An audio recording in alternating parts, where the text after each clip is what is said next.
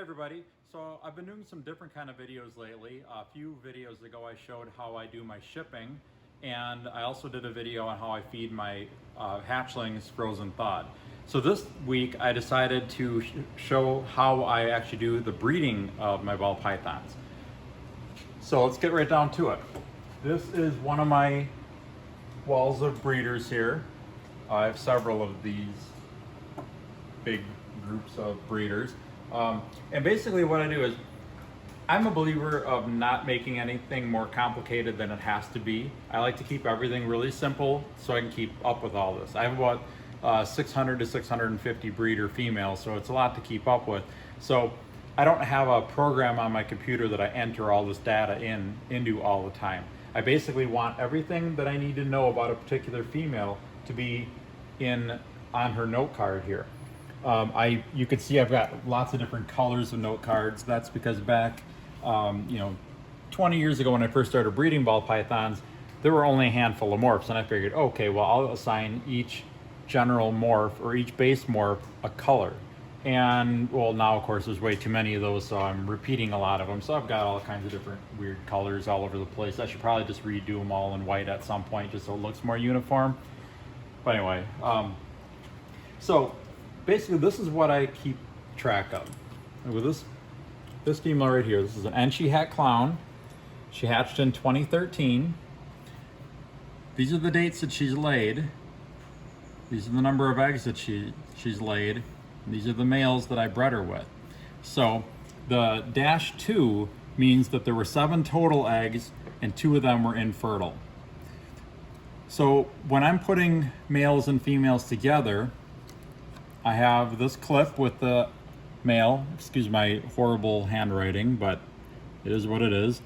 So if the male is in there, I put the clip in the middle.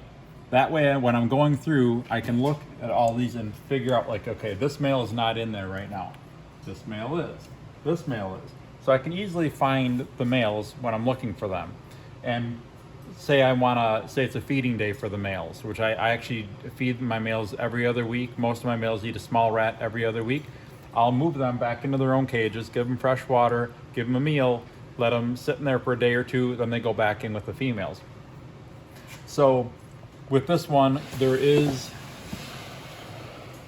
two are actually both in shed right now. I noticed that most of the time they don't breed very well when they're in shed, especially when the males are in shed, they don't breed. But I think I'll just leave those in there, make sure it's humid enough so they shed well, and eventually they'll both shed and they'll most likely lock up immediately afterwards.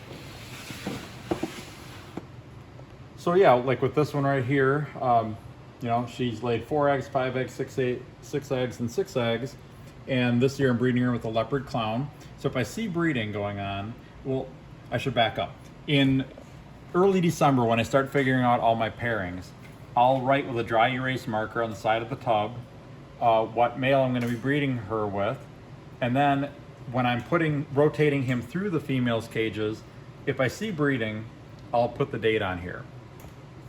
And then basically after the female, once the female is gravid, I just put an X with a circle around it. Most of the time I'll put an X around it, and then when I can tell that she's gravid but she's not close to laying, and then I'll add a circle around it once she is laying. It's that symbol has no meaning really. It's just what I ended up doing just to make it easy for me when I'm going through all of these, because when I'm going through 650 females, I need to kind of know the status of the females as I'm going through. If I'm going to go through and check for eggs, I would check her, or I would check any others that have that. But basically, I just want all the information that I need to know about her is right here. That's all the information I need. Now, when I do get a clutch, I do have a spreadsheet that I add the clutch number, the date, the number of eggs, the male and female that produced it, and then once the babies hatch, I give the date they hatched, the number of eggs that they, or number of babies that hatch, and what the sex ratio and morphs are. And then I also keep track of slugs too. So it's helpful to me, like if I have to sell a female, like say I'm always holding stuff back. I always have new females that I need to get set up for breeding. Well, if I'm going to go through and figure out what to sell, you know, maybe I would sell, like, this female is from 2013. She's only laid 2 clutches for me, versus, you know, this female from 2013, she's laid 3. You know, that I would take that into consideration. Or this female, she's from 2014 and she's laid 5 clutches. So if I'm deciding whether or not to sell one female versus the other, I can easily look at the clutch sizes and the frequency that she lays and make the determination of which female is going to be more valuable for me to keep in my collection and which one needs to move on. It also may vary based on how many of a particular morph I have. Like if I've got enough clown breeders, I might sell a clown before I sell a banana, you know, or vice versa. So basically, yeah, I just go through and I just move the males from one cage to another. This is a blue-eyed leucistic and a Pastavi. So I'm still trying to, you know, make as many, you know, not exactly a cutting edge morph or anything, but they're very, very popular. So I would take her and I'll put her in with this one next. The reason why I'm putting her in this, normally I go downward, but I noticed that I have not seen a copulation between that male and this female yet. Nothing written under there. You know, most of them have been bred at least once or twice by now, but that one I haven't seen yet. So I'm gonna repeatedly put him in with her and hope that they produce. So my goal is to get all of the females to be bred about once every 4 to 6 weeks. That's about all I can really do to give myself a good chance that the female is gonna lay. So I've had females lay clutches having only been bred once. You know, she just kept growing her follicles and went on to ovulate and produce clutch. But generally, I try to make sure that my females are bred, I'd say like 3 or 4 times during the main breeding season, which, you know, I'm breeding my females from December, usually around the middle of December, into the summer. You know, it depends. Like if I have, say this female, you know, she looks good, her body weight's good and everything, but she just hasn't produced a clutch by, like, say June, I'll still put a male in with her. You know, eventually I'll give up. If she hasn't laid a clutch by, or she isn't gravid by September, I'll just, you know, figure she's not going to produce and I won't put a male in with her anymore. But generally I breed my males to my females all the way into summer. And that'll help with the fertility rate on the late season clutches. You know, I get clutches all year long, so some of the later clutches will be fertilized by those summertime breedings. So yeah, I just go through every day. I go through and check all these. Here is a pair that's, they're actually not locked up right now. They were before. So that is a pastel butter and a blue-eyed leucistic. And sorry, the tubs are a little bit dirty, but that happens when you have live animals in the tub pooping. And we'll clean those, you know, we clean our tubs as needed. Let's see. And so yeah, I go through and go down this wall every day. Usually, if not the same day that I put males and females together. There's a pair breeding. That's a vanilla cream that I believe is also an orange dream that is breeding a super pastel vanilla cream, or a super scream. You can see their tails are intertwined right there.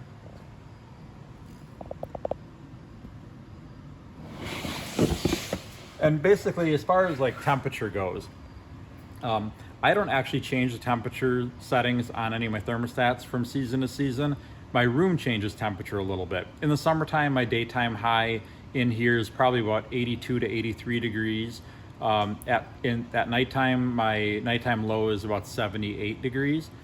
In the winter, which it is right now, it's actually below 0 outside right now. It's been absolutely miserable up here in Wisconsin for the past week or so.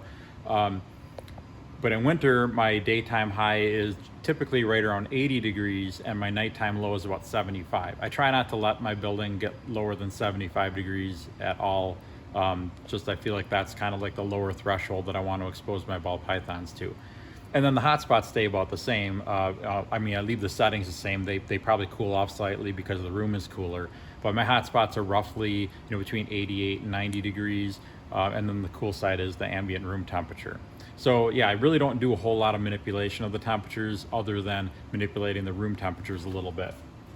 So let's go on down to here.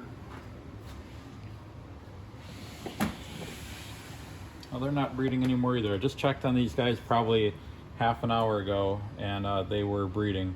It's an albino female, and that's either a Toffee or Toffino black pastel Enchi female. Or sorry, not a female, two females. That's not going to work for producing. So it's the little one's a male.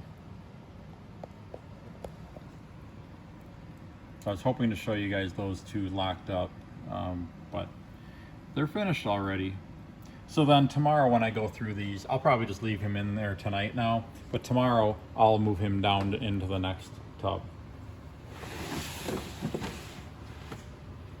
So yeah, and these tags are just the ones that, like I said, just to keep track of my males where they are and just keep moving them around. And it's hard, it's really easy when I've got like a whole column of females with say like 2 or 3 males and I'm breeding the same, all the same morph. Like this column here is almost all albino leopard male breeding albino female.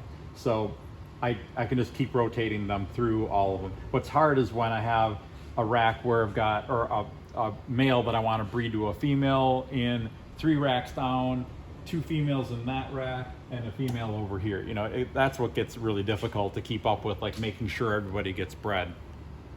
When you're doing some specialty kind of pairings, that's what happens a lot. But you know, and I'm just trying to make, like with this column, just trying to make as many albino leopards as I can. It's really easy. I just have a couple albino leopard males, just keep running them through all these females, and then it'd mark when they're bred, and just make sure they all get bred once a month, give or take a couple of weeks, and that's really all there is to it. So I think ball pythons are really, really simple to produce. I've been, you know, breeding them. This is going to be my 21st year breeding ball pythons. And it's once you get a good system set up, they're very easy. And you can take the information that I just gave you and kind of modify it to your needs, because everybody's different. You know, my facility is going to be different than a bedroom in your house or a basement or whatever.